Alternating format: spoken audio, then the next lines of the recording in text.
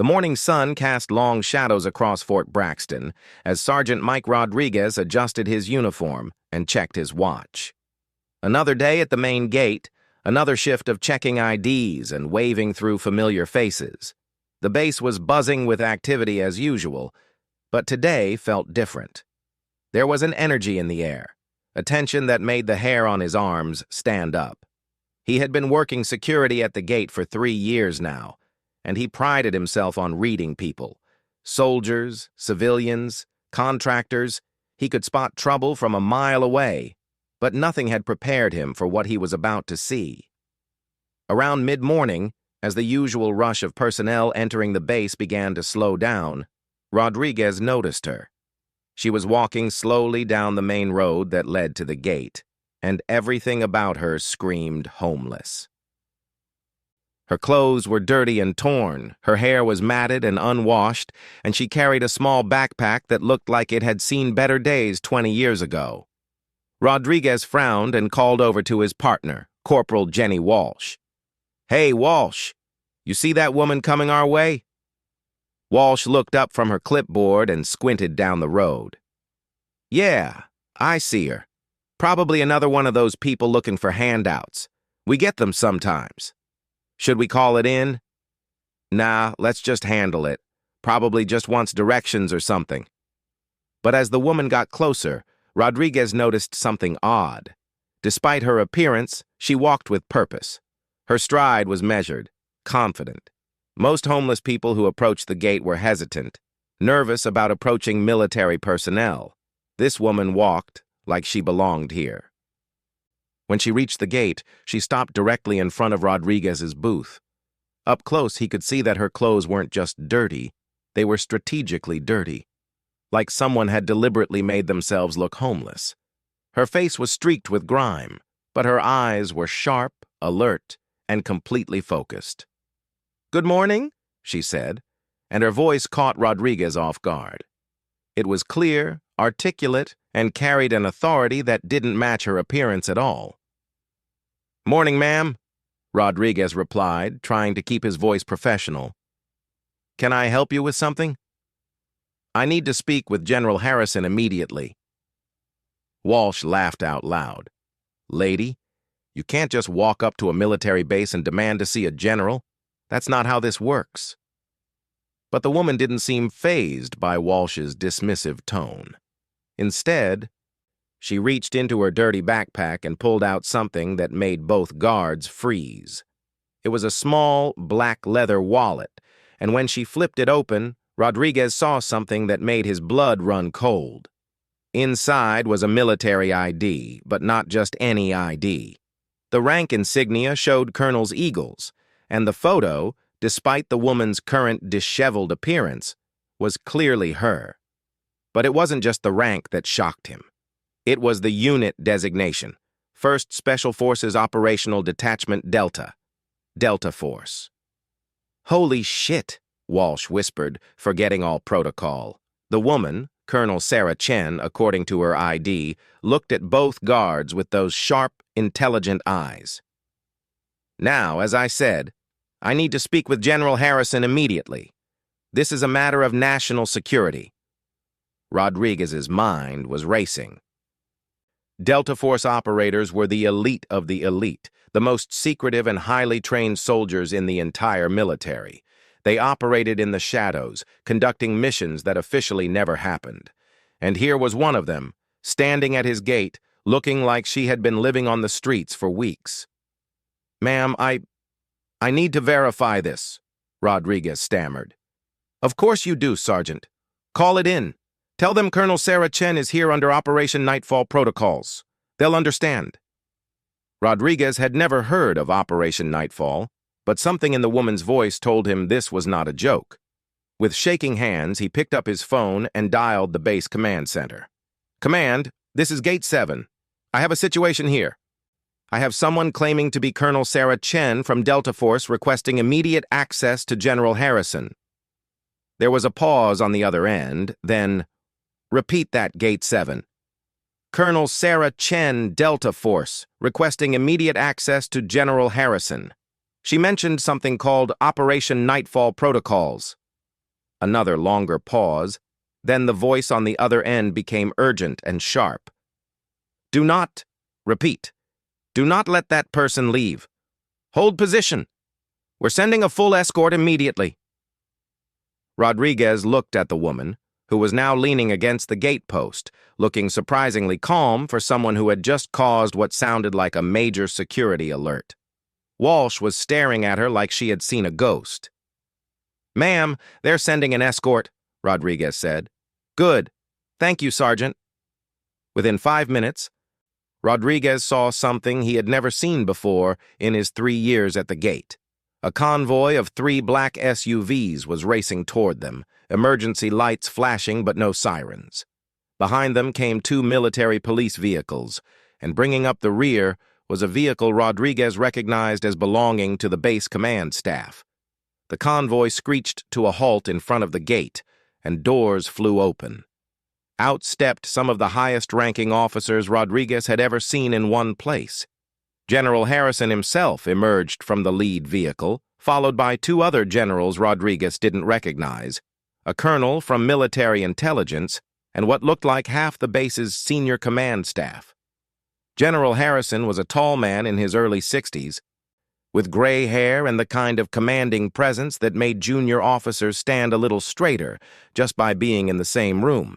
He had been running Fort Braxton for 3 years and was known throughout the military as a no-nonsense leader who demanded excellence from everyone under his command. But as General Harrison approached the gate and saw the woman standing there, Rodriguez watched something incredible happen. The general's face went completely white, and he stopped dead in his tracks. His mouth opened slightly, and for a moment, he looked like he had seen a ghost. Jesus Christ, General Harrison whispered, loud enough for Rodriguez to hear. Sarah? Sarah Chen? The woman straightened up and, despite her ragged appearance, snapped to perfect military attention. General Harrison, sir. Permission to enter the base. Good God, we thought you were dead. The entire team. The mission in Syria. There were no survivors. There was 1 survivor, sir. And I have information that cannot wait. Rodriguez watched in fascination as one of the most powerful military leaders in the country seemed to struggle with what he was seeing. General Harrison approached slowly, as if he couldn't quite believe the woman was real. Sarah, what happened to you? Where have you been for the past 8 months? The Pentagon declared your entire team KIA after the mission went dark. Sir, I respectfully request that we discuss this in a secure location. What I have to report involves ongoing threats to national security that require immediate attention.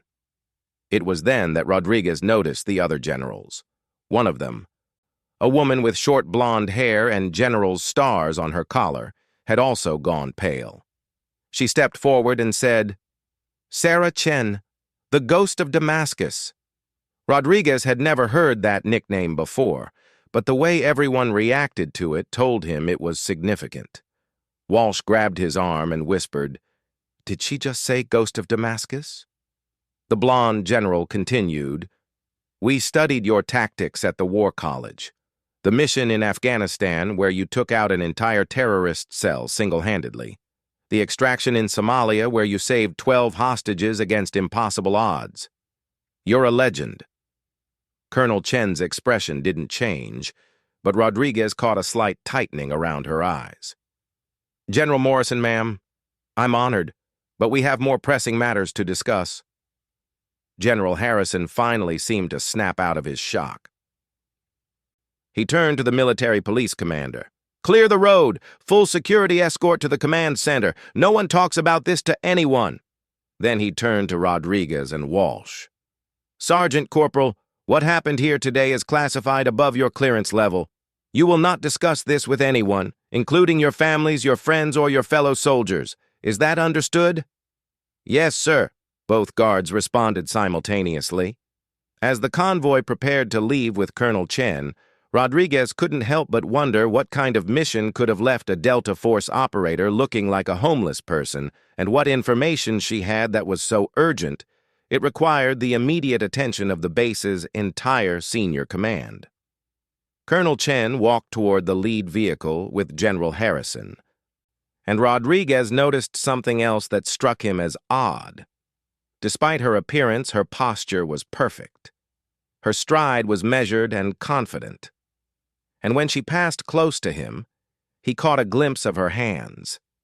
They were dirty like the rest of her, but underneath the grime, he could see calluses and scars that told the story of someone who was very familiar with weapons and combat. As the convoy drove away, Walsh turned to Rodriguez with wide eyes. "What the hell just happened here?" "I don't know," Rodriguez replied, still staring after the disappearing vehicles. "But I have a feeling we just witnessed something that's going to change everything." The rest of their shift passed in a haze of normal activity, but Rodriguez couldn't stop thinking about what he had seen. A legendary Delta Force operative, presumed dead, showing up at his gate looking like she had been living rough for months. The way the generals had reacted to seeing her. The urgency in everyone's voices when they mentioned national security. That evening, as Rodriguez was getting ready to go home, he found himself wondering what Colonel Chen was reporting to the generals. What had happened to her team in Syria? How had she survived when everyone else was declared killed in action? And what information did she have that was so critical it couldn't wait even long enough for her to clean up?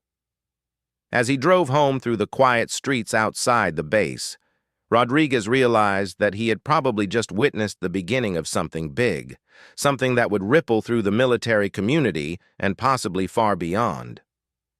He thought about the way General Harrison had looked when he recognized her, like he was seeing someone come back from the dead. The ghost of Damascus.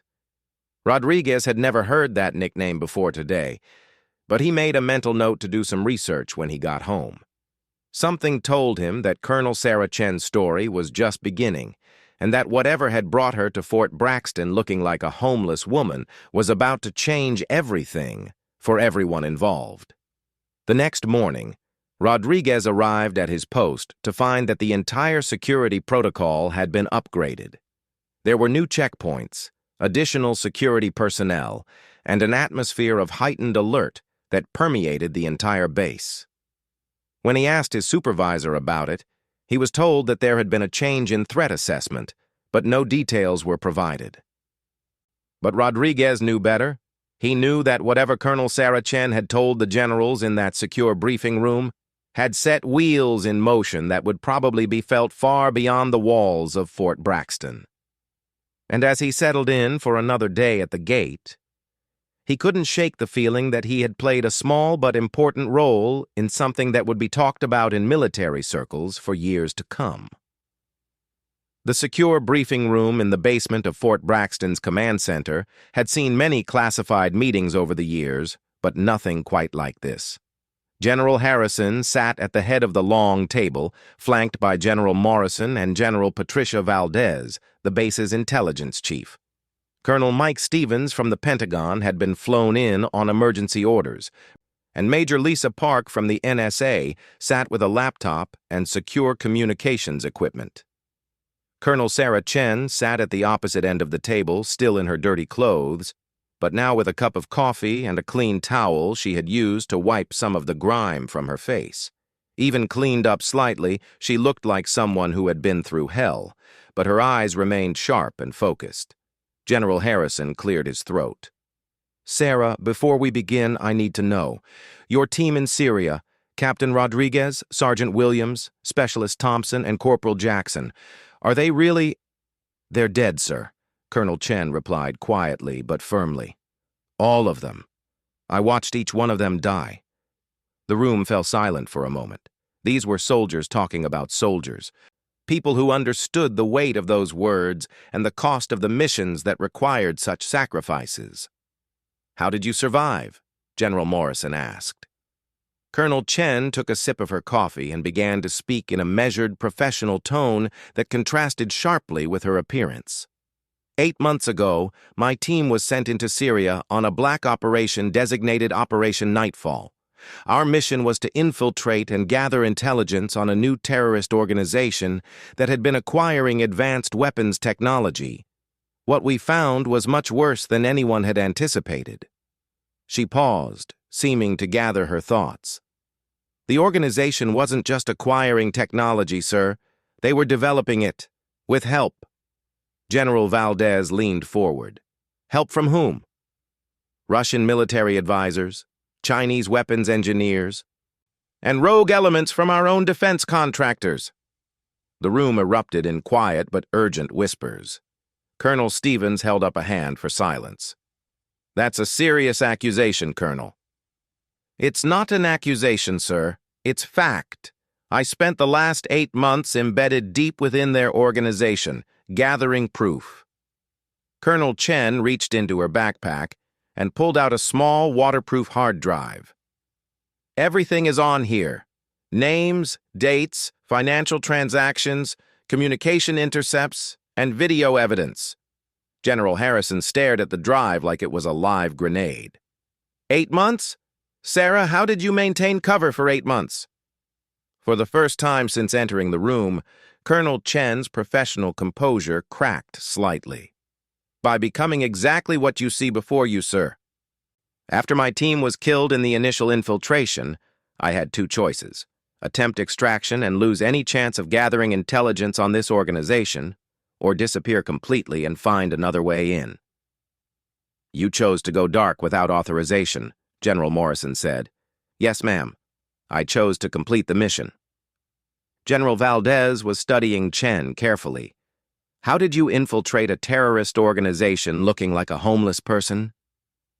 Because that's exactly what they recruit, General.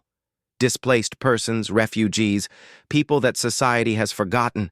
They offer food, shelter, and purpose to people who have nothing left to lose. It's a perfect recruitment strategy, and it's working better than anyone in Washington wants to admit. Colonel Chen stood up and moved to the wall-mounted display screen.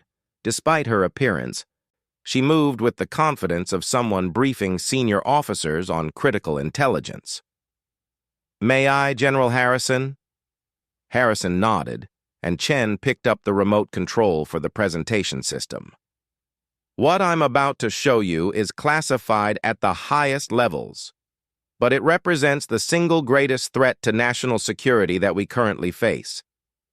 The screen came to life, showing satellite images of what appeared to be a large compound in the Syrian desert.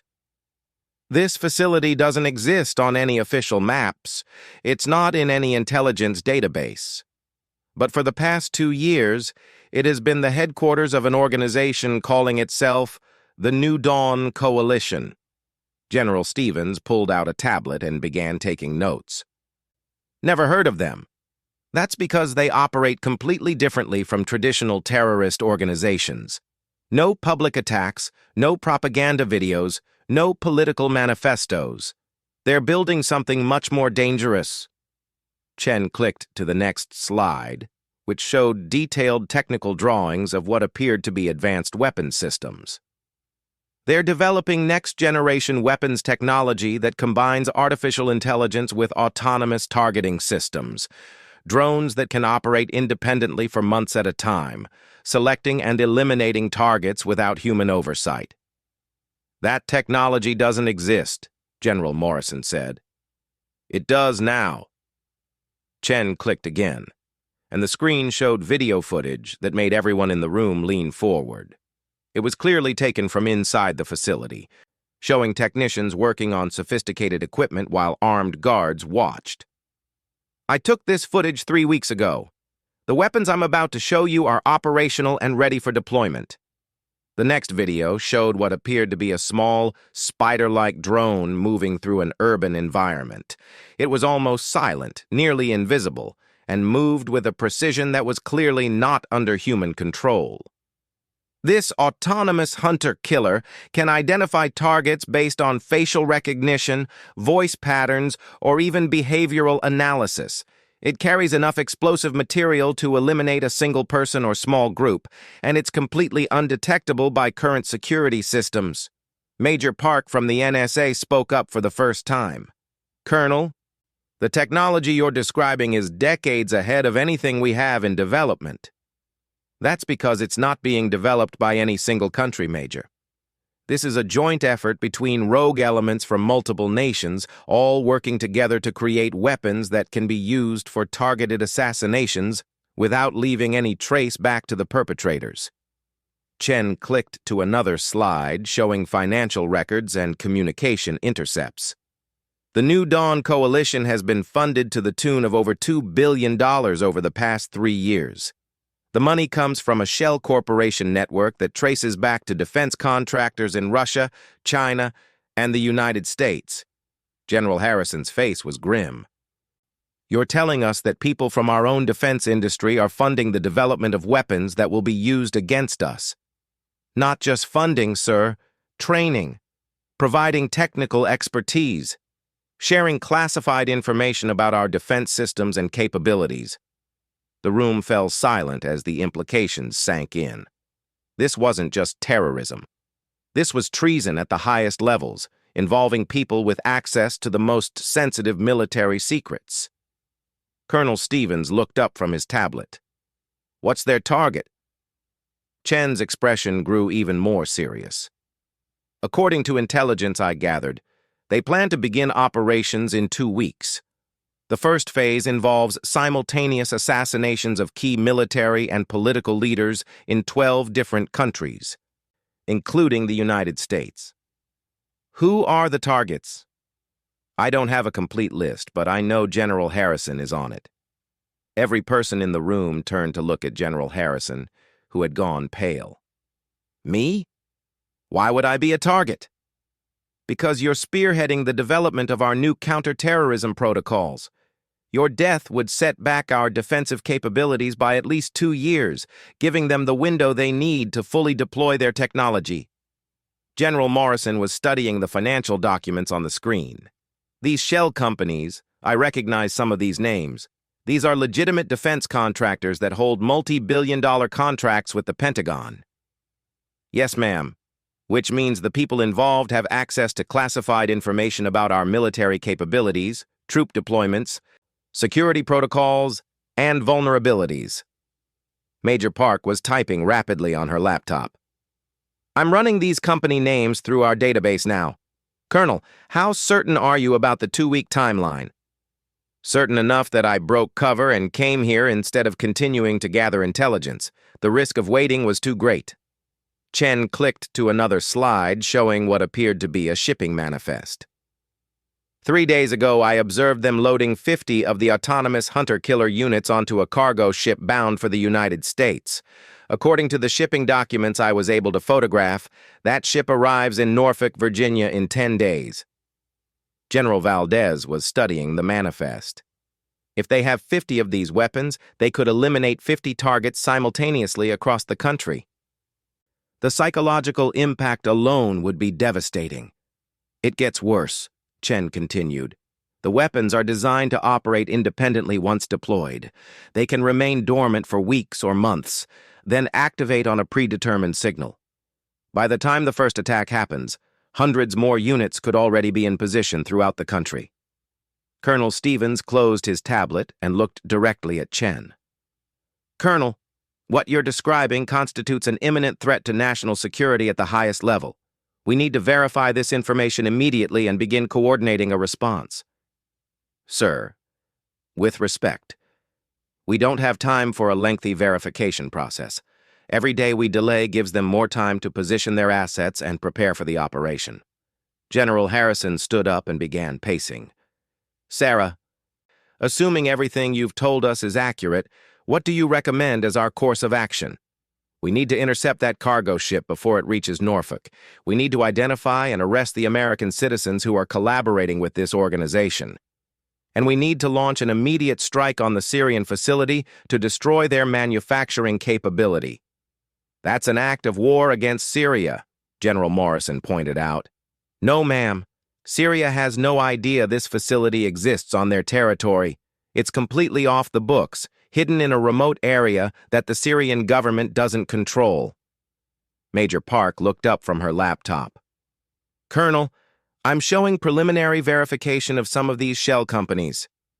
At least 3 of them are flagged in our financial monitoring systems for suspicious transactions with foreign entities.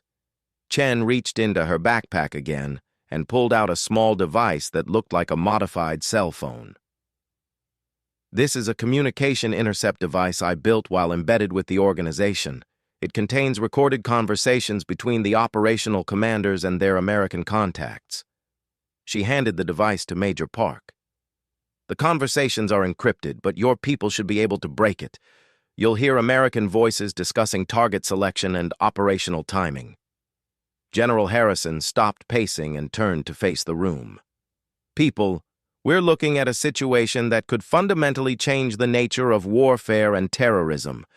If these weapons exist and are as advanced as Colonel Chen suggests, no one is safe. Not military leaders, not politicians, not anyone who might be considered a target.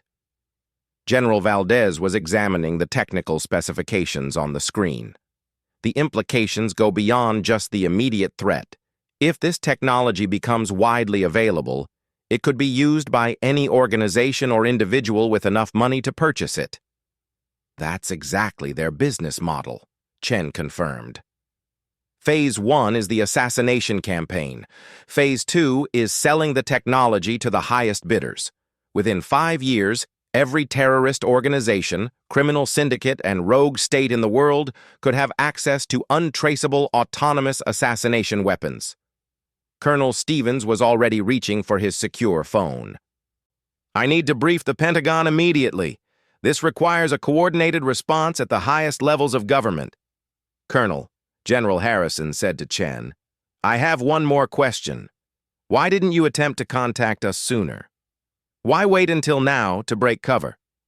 Chen was quiet for a moment, and when she spoke, her voice carried a weight that everyone in the room could feel. Because I needed to be absolutely certain. The intelligence suggested that the New Dawn Coalition has sources inside the U.S. military and intelligence community. I couldn't risk making contact until I was sure I could trust who I was talking to. And you're sure now? As sure as I can be, sir. But we need to assume that our communications and planning will be monitored by hostile forces. The people we're dealing with are not typical terrorists. They're highly trained, well-funded, and they have access to technology and intelligence that rivals our own capabilities. The room fell silent as everyone absorbed the full implications of what Colonel Chen had revealed. This wasn't just another terrorism threat. It was a fundamental challenge to the security of the United States and its allies, involving cutting-edge technology and betrayal at the highest levels. General Harrison looked around the table at his senior staff. Ladies and gentlemen, we have 10 days to prevent what could be the most devastating terrorist attack in American history. I suggest we get to work. 72 hours after Colonel Sarah Chen's dramatic return from the dead, the entire United States military and intelligence apparatus was mobilized in the largest coordinated operation since the hunt for Osama bin Laden. Fort Braxton had become the command center for Operation Thunderbolt, the mission to intercept the cargo ship carrying the autonomous weapons and neutralize the threat before it could reach American soil. Colonel Chen stood in the war room, finally cleaned up and wearing a fresh military uniform, but the toll of her 8-month ordeal was visible in the lines around her eyes and the careful way she moved, as if parts of her body still carried hidden injuries. Around her, screens displayed real-time intelligence updates, satellite imagery, and communications from naval vessels racing across the Atlantic. General Harrison was coordinating with the Pentagon while General Morrison handled communications with NATO allies. The scope of the operation was unprecedented. 3 carrier battle groups, special forces teams from 4 different countries, and intelligence assets from every major allied nation were all focused on stopping a single cargo ship before it could complete its deadly delivery. Colonel Chen, Major Park called from her station. We've confirmed the identification of the vessel, MV Eternal Progress, registered in Panama but operated by a consortium that traces back to your shell companies. It's currently 400 nautical miles east of the Virginia coast. How long until it reaches Norfolk? General Harrison asked. At current speed, approximately 18 hours. Sir. Chen moved to the tactical display showing the positions of various naval assets. General, we need to be careful about how we approach this. The ship's crew may not know what they're carrying, but there are definitely New Dawn operatives on board.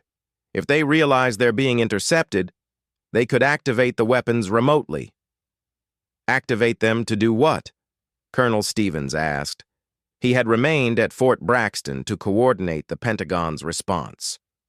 The hunter-killers are designed to be deployed from altitude. If the operatives on the ship realize they're caught, they could launch them immediately.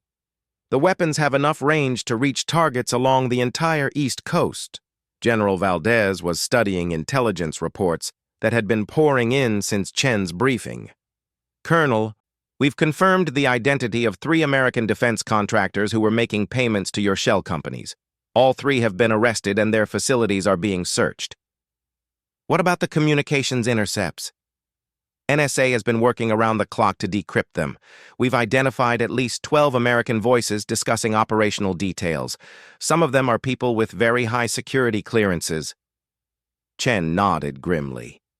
The organization was very careful about recruitment. They only approached people who had legitimate grievances against the government or who were facing serious financial problems. They offered solutions that seemed reasonable at first. Admiral Rebecca Torres appeared on the main communication screen from the bridge of the USS Lincoln, the aircraft carrier leading the interception force.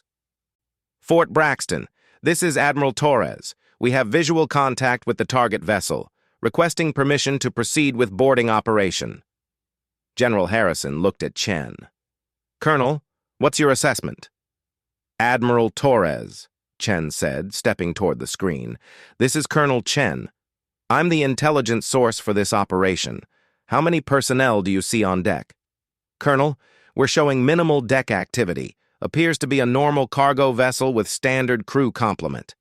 That's what they want you to think. There are at least 6 New Dawn operatives on that ship, all highly trained and heavily armed. They'll be monitoring your approach and preparing countermeasures. Admiral Torres nodded. Understood, Colonel. We're prepared for armed resistance. Admiral, it's critical that you prevent any electronic transmissions from the ship. They have the capability to remotely activate the weapons even if the ship is captured. Copy that. We'll jam all communications before we begin the boarding operation. Chen turned to General Harrison. Sir, I request permission to join the boarding party. Absolutely not, Sarah. You've been through enough, and we need you here to interpret whatever we find on that ship. General, with respect, I'm the only person who knows exactly what we're looking for and how the New Dawn organization operates. The lives of everyone on that boarding party depend on having someone who understands how these people think and fight. Before General Harrison could respond, alarms began blaring throughout the command center.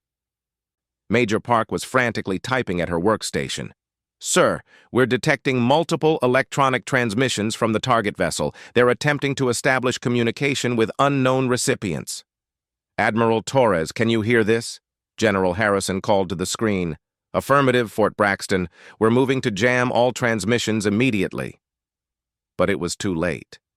On the tactical display, new contacts were appearing along the eastern seaboard. Major Park's voice was tense with urgency. Sir, we're showing multiple small aircraft launching from various points along the coast. Preliminary assessment suggests these are delivery drones carrying the hunter-killer units. Chen's face went white. They had a backup plan. The ship was never the primary delivery method. It was a decoy to draw our attention while they deployed the weapons through other means. General Morrison was already coordinating with air defense systems. We're tracking at least 20 airborne contacts moving inland from the coast. They're small, fast, and flying below radar coverage. Those drones are fully autonomous, Chen explained urgently. Once they're deployed, they'll navigate to predetermined coordinates and begin hunting their assigned targets. We can't jam them or take control of them. They're completely independent. General Harrison was on 3 different communication channels simultaneously, coordinating with air defense systems, fighter aircraft, and law enforcement agencies across the eastern United States. "How long do we have?" "Depends on how far the targets are from the deployment points," Chen replied. "Could be anywhere from 2 hours to 2 days. Admiral Torres reappeared on screen. "Fort Braxton, we've successfully boarded the cargo vessel, confirming presence of weapons containers, but they're empty. Repeat, the containers are empty." "Admiral, what's the status of the New Dawn operatives?" "We've secured 4 individuals who attempted to resist boarding. They're not talking, but we recovered electronic equipment and what appears to be operational planning documents." Colonel Stevens was coordinating with the FBI and Homeland Security. "We're initiating lockdowns at all major government facilities and military installations.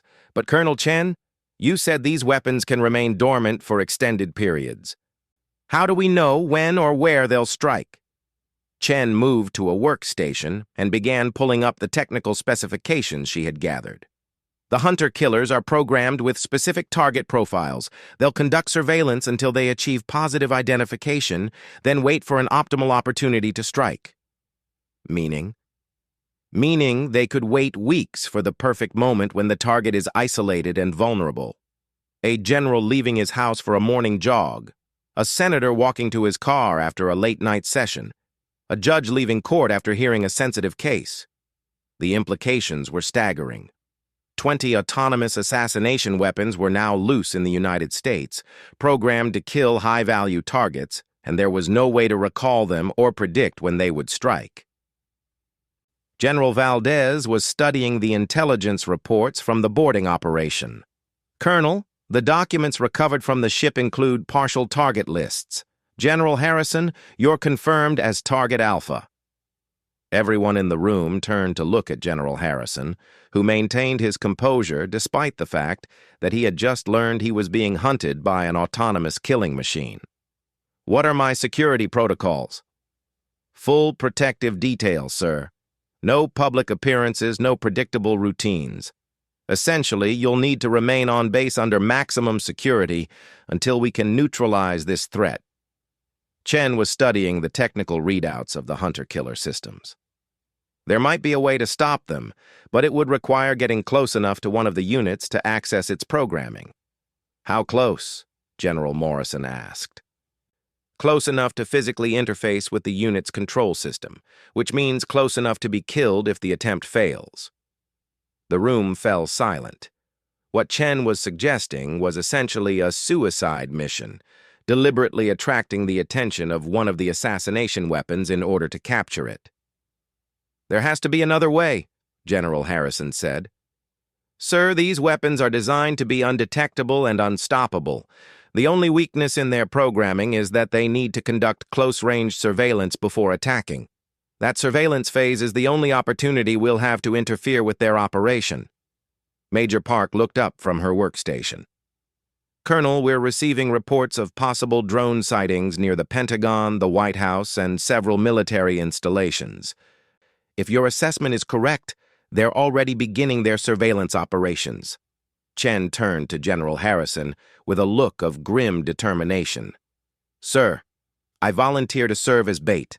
I know how these weapons operate. I know what their surveillance patterns look like, and I'm the best chance we have of getting close enough to one of them to disable it." "Sarah, I can't ask you to do that. You've already sacrificed 8 months of your life for this mission." "General, with respect, this is what I trained for. This is what Delta Force operators do. We handle the missions that no one else can handle." Before anyone could respond, alerts began flashing on screens throughout the command center. Major Park's voice carried a new urgency. "Sir, we have a confirmed hunter-killer contact. The unit targeting General Harrison has been detected conducting surveillance of the base perimeter." Through the security cameras, they could see it, a spider-like device no larger than a dinner plate, moving with mechanical precision along the fence line outside Fort Braxton. It was almost invisible in the shadows, its movements perfectly calculated to avoid detection by the standard security systems. It's learning our security patterns, Chen observed. Mapping guard rotations, identifying vulnerabilities, calculating optimal attack vectors. General Harrison watched his would-be assassin on the screen with a mixture of fascination and dread. How long before it attacks? Could be hours, could be days. It depends on how long it takes to identify the perfect opportunity. Chen was already moving toward the door. I'm going out there. Colonel, that's an order. You will not leave this facility. Chen stopped and turned back to face General Harrison. For a moment, her professional composure slipped, and everyone in the room could see the weight of everything she had endured over the past 8 months. Sir, I've watched my teammates die. I've spent 8 months living as a homeless person, infiltrating an organization that wants to destroy everything we've sworn to protect. I've gathered intelligence that has probably prevented a war, and I've brought back information that will save countless lives. She paused, her voice becoming quieter but more intense. But none of that matters if I can't stop that thing from killing you and 19 other targets. This is my mission, General. Let me finish it. General Harrison looked around the room at his senior staff, all of whom were watching this exchange with obvious respect for Colonel Chen's courage and obvious concern for her safety. Finally, he nodded. What do you need? A small team, electronic countermeasures equipment, and a way to get close to that hunter-killer without triggering its attack protocols. You'll have whatever you need. As Colonel Chen began planning what would become known as the most dangerous operation in modern Special Forces history, she reflected on the strange journey that had brought her to this moment. 8 months ago, she had been a highly decorated Delta Force officer leading a routine intelligence mission. Tonight, she would be walking into the darkness to face off against a machine designed to kill without mercy. Armed with nothing but her training, her courage, and the knowledge that the lives of 20 innocent people depended on her success. The homeless woman who had walked up to Fort Braxton's gate 3 days ago had been the perfect disguise for one of the military's most lethal operatives. Tonight, Colonel Sarah Chen would prove once again why she was called the Ghost of Damascus, as she prepared to hunt a hunter that had never known what it meant to be hunted in return.